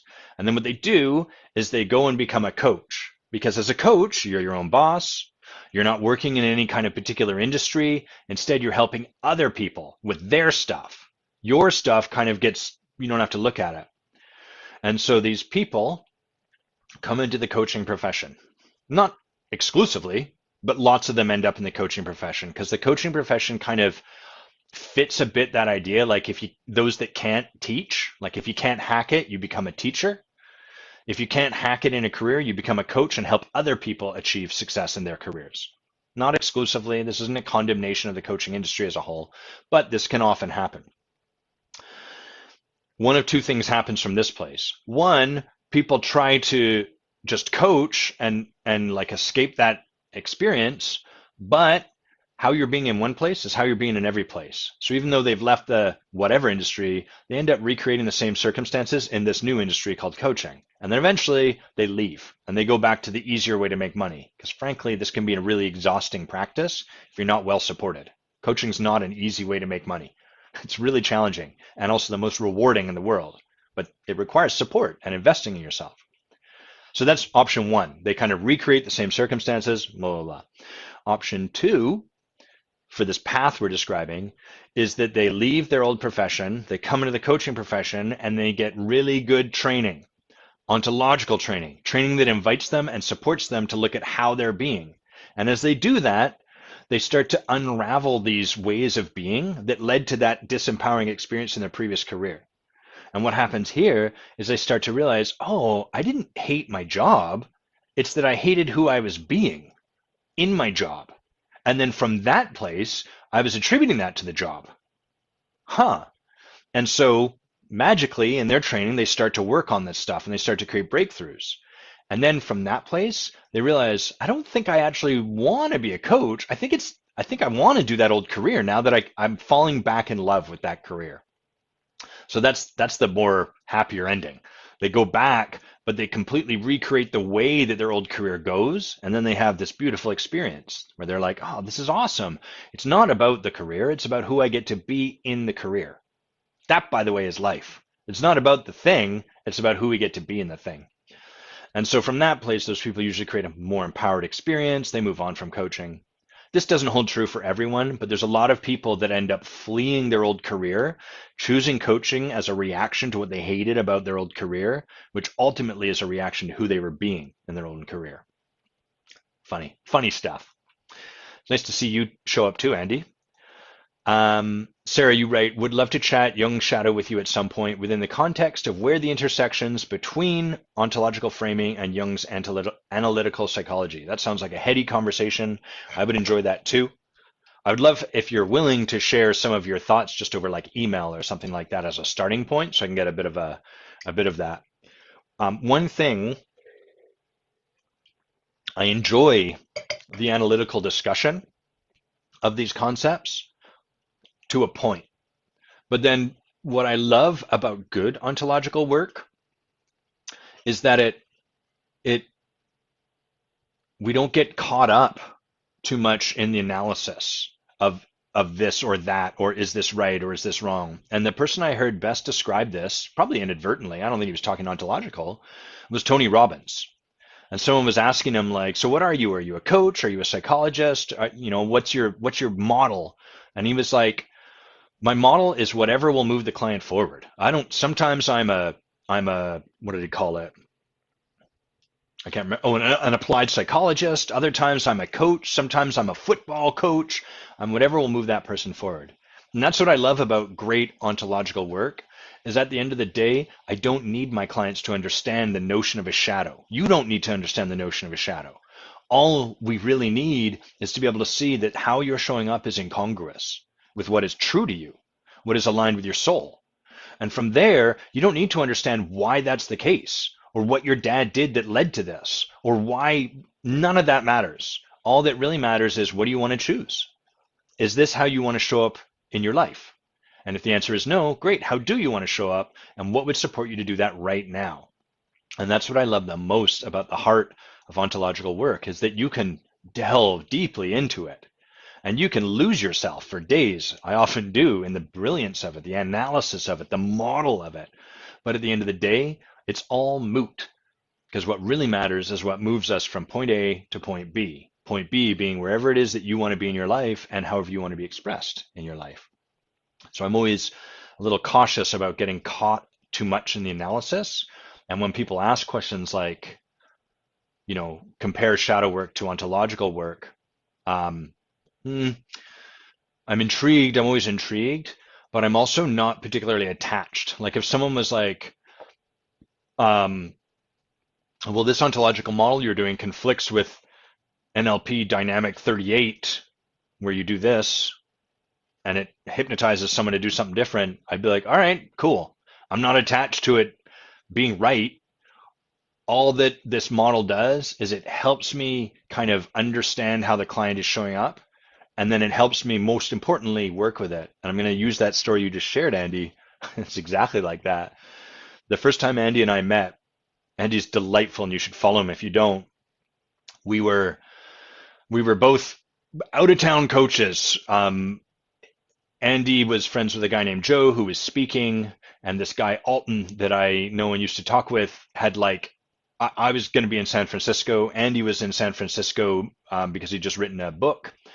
we just kind of happened to be together. And I could tell very quickly that Joe and Andy were pretty deep in their work. You just start to get a sense of these things. And Alton, this guy that was there, delightful guy, super in his head, really, really brilliant, really in his head, and asking intellectual questions like, how do I know how to move from my head to my heart? And, um, that's like a very heady question, right? Like, how do I know?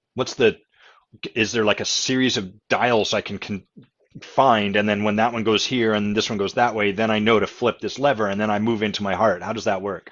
So he was kind of innocently, but asking those sort of questions. And Andy was just talking with Alton and just shared, like, I can't remember exactly how we got there, but he started to ask some questions, and our friend got even more into his head. Eventually, Andy just said, like, just look in my eyes and tell me you find me delightful. Tell me how much you are enjoying me in this moment, with like a smile on his face, not taking himself overly seriously, but really inviting our friend to drop all of the thinking and just be with what he was feeling in the moment, which was delight with this ridiculous human being across from him. And that's the heart of the work. The heart of the work does not lie in the models. The heart of the work does not lie in the book I read. The book I read is designed to give you a model, a scaffolding, so we can kind of find our way through this. But the heart of the work is really in those moments when we are just, how do you feel right now? When the client is caught in their head and they're talking and talking and talking, to simply be like, how do you feel right now? Oh, I'm angry because, and then they get back into the thing. And it's like, oh, got it. So you're angry. Can you just feel that right now? Can you just be with that feeling? That's the way home. That's how we find our way back home. And that's where I think ontology really matters, is when it leads us back to those sort of moments. Okay, we got one more thing here, and then we'll wind down. I want to talk about distinguishing. Distinguishing is the skill that a leader uses to practice authenticity without giving up their leadership. So I'm going to talk about the 3 stages of leadership. I'm going to talk about what you've probably noticed when it comes to these 3 stages, and then we'll talk briefly about how we work with this as a leader. So the 3 stages of leadership, ontologically, when it comes to our expression, first stage is I'm censoring myself. And I'm censoring myself so that I don't upset you. My attention is entirely on you, the rest of the world. And what do you require of me? So I'm basically subsuming myself. I'm setting myself aside so I can manage you. And I'm actively engaged with managing how everyone feels. I spent a lot of time in this stage of leadership. Parties were exhausting for me because I was constantly vigilant, looking around the social situation. Who's by themselves? Who needs me to go talk to them? I don't want anyone to feel alone or like they're having a bad time. Oh, there's 2 friends I know, but they're talking. I'm worried that they're exhausting. This is the first stage of leadership. So we're largely putting our attention out there on the world. We are largely managing our own expression so that we don't rock the boat or do anything to upset the world out there. And we have an expectation that the rest of the world do the same for us. So if you show up doing whatever you're doing and it offends me, I feel I have a judgment of you because I don't feel you are being the way you should be. You should be considerate of me. I'm expecting you to be operating the same way I'm operating, which is hyper considerate. Stage 1. Stage 2 is a shift from censorship to blurting. So this shift is where I start to just speak my truth. I'm a truth teller. Authenticity purely for the sake of authenticity. The highest commitment here is that I share what is true for me, like a bull in a china shop. My attention is entirely on me. I get tired. I'm tired of censoring myself. I'm tired of doing all this stuff for you. I do it for me. What is my truth? I'm in a meeting. I'm bored. I'm bored. I say it loudly. I don't care that you feel that detracted from the meeting. It needed to be said because I'm feeling it, and I bet other people do too. So that's the second stage.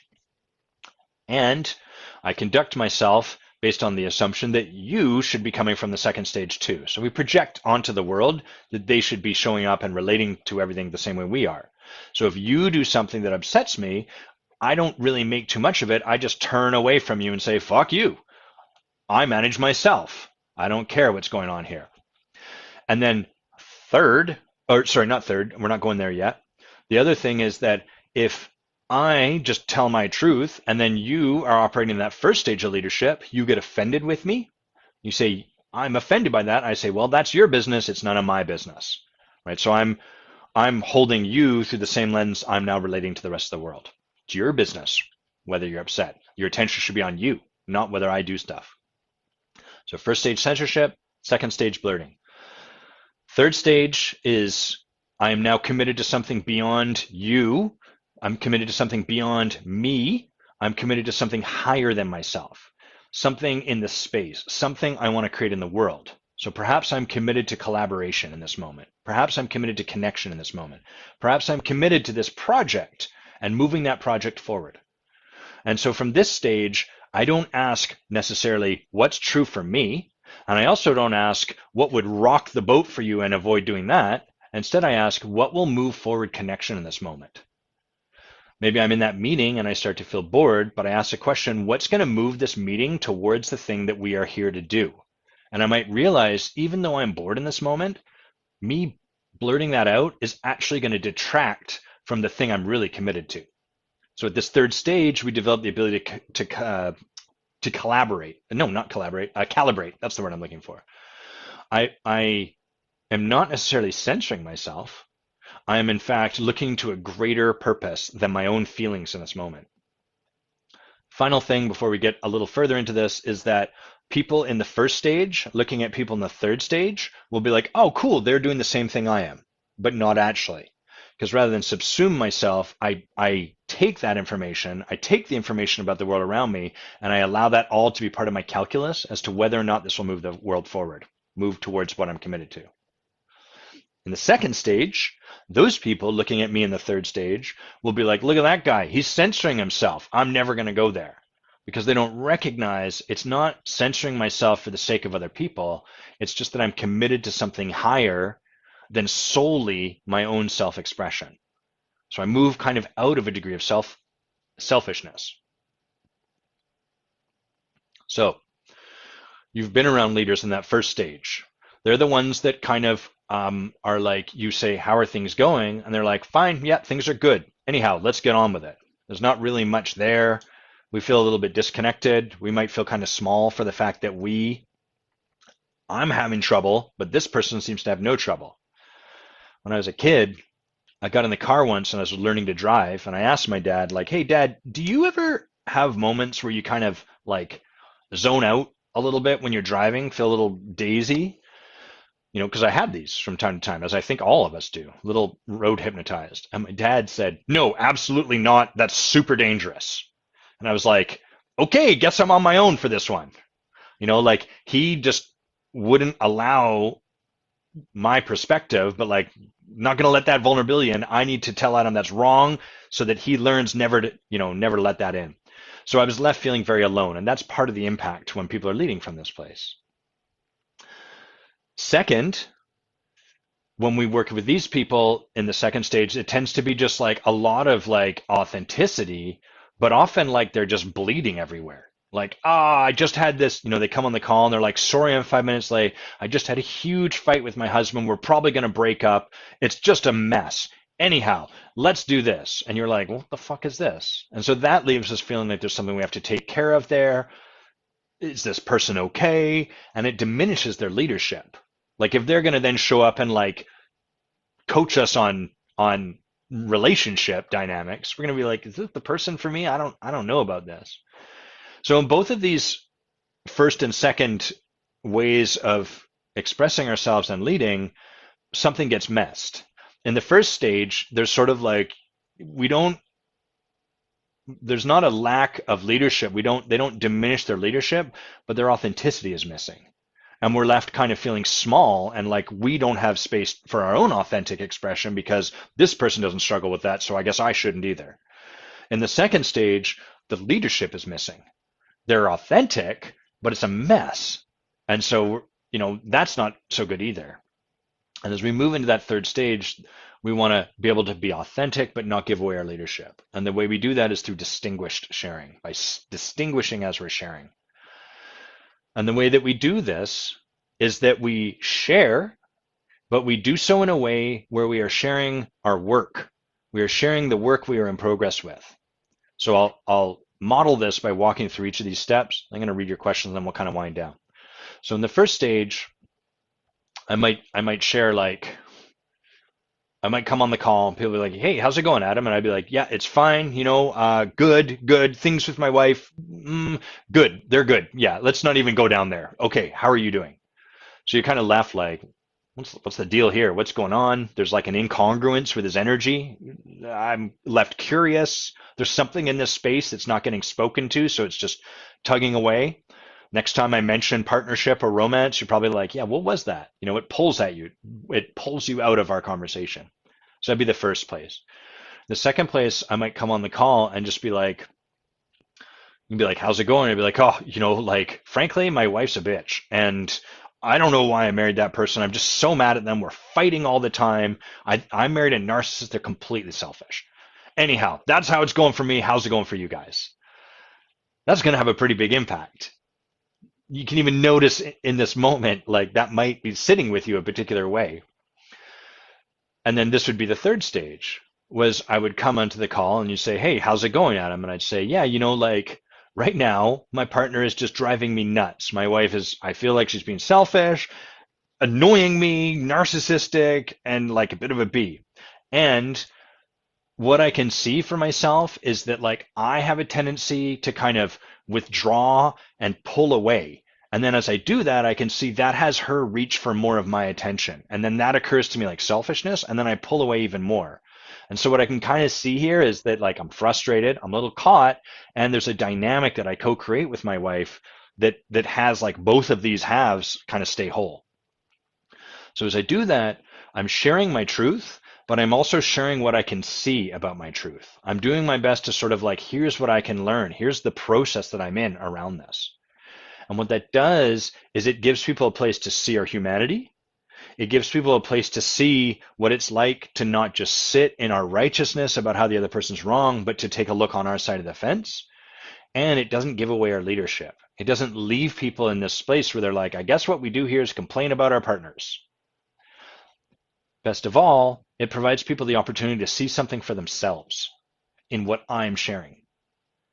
When we do this, we have to set aside our need to teach people. If I am sharing in such a way so as to teach you, I am disconnected from the genuineness of my share. My share is no longer about me sharing, it's about me teaching you. Instead, what we do is we practice sharing authentically from a distinguished place, and we trust that when we do that, that's the best way for people to learn. The most powerful way we can teach, so to speak, is to give up teaching and instead share what we ourselves are learning for ourselves. When you do that, it's miraculous because there's something so generous about it. It doesn't require people to get something. It doesn't require them to understand it. It's not us lecturing them. It's just a willingness to give them the gift of our own learning, not for them, for ourselves. And kind of give it to them without any hook. And so you don't have to get anything from this. This is just what I'm learning right now. That's how we share and allow both authenticity and leadership to coexist, distinguishing as we share. Okay, sip of water, circle around to what you guys have written, and I think we'll probably wind down there. I've got to go get a haircut. Sarah, you're saying I certainly can follow up further. Please do. On the Jungian stuff, and she says, I very much appreciate what you explored around a trajectory one might take when they choose to become a coach. Aho. Jess is saying, I liked in the past how you've distinguished, Adam, that it's required to process and work through all these stages. There's no skipping right to stage 3, annoyingly. That's right. We have to, in my experience, our progress is usually set through 3 stages.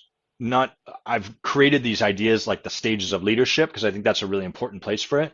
But this exists, like in my experience, in everything that we're up to. Usually we begin with a dichotomy, like a left or a right, a black or a white.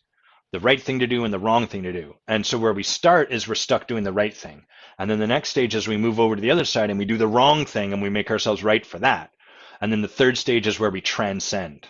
The third stage transcends beyond the dichotomy and creates a worldview and a way of showing up aligned with that worldview, where the two things that were previously at odds with each other are now coexistent. And that's where the breakthrough happens. And we can never skip from one to the other. You kind of have to go from the left side to the right side before you can go entirely outside of the box. Seth, you're writing, I love these three stages. I have found that certain people and situations will force me back to stage one. Then I feel crappy because I know that's not where I want to be operating from. That's an important distinction. I'm glad you said that. We like to believe that we're kind of digital. Like in the digital world, you're either on or you're off. You're white or you're black. You're this state or you're that state. But humans are analog. And what I mean by that is that we're never fully operating in stage three leadership. We're in stage one over here and stage two here, stage three over here. Yesterday we were stage three over here. Now we're back down to stage one. We're constantly moving through these stages, just like we're constantly moving from a place where we're at effect in our lives to at cause and then back to at effect, or where we're enrolled in the possibility of our leadership and now we're unenrolled. And so the process of growth and transformation is not one where you move past something forever and it never shows up. It's one where you spend more time in this new state and less time in that old state. But you're always going to find your way back there. That's kind of the beauty of humans, is we never fully leave a place. And this is why I view people with such skepticism, and maybe some people would say disdain, when they're selling this idea that like they used to be a victim, or they used to feel afraid of money or whatever, but now they never do. And I understand that's marketing.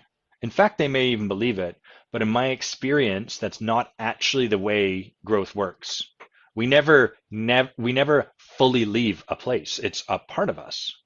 And if you never, ever feel a particular way ever again, you have eliminated part of the abundance of life. You are now carving out a component of what it is to be a human and saying that's wrong. So you're back into this idea of duality, this idea that there's like the good way to be and the bad way to be, and I've eliminated the bad way to be. That's not transformation. That's going from one side of the box to the other. You used to live in the side of the box you called wrong. Now you're living in the side of the box you're calling right. But guess what? You're still caught in a box. Whether it's the left side or the right side, you're still caught inside the box.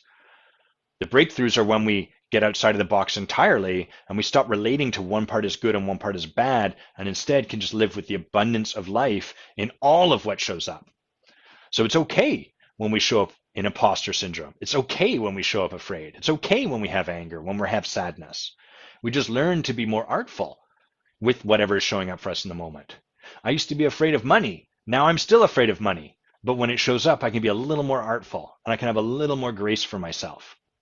I still get afraid of money. The other day, I had someone who had been like a really promising, we'll call it a prospect. Like we had talked numerous times. I loved this person. They were super funny, super brilliant, really cool, really engaged, really showing up committed throughout the process. Like messaging back and forth and like, great, I really want to look into this. I'm excited. I can't wait. And then we had the conversation. I was like, sit with this for a week. Let me know. Didn't hear from them. I was like, oh, that's unusual. Wrote back a week later. Didn't hear from them.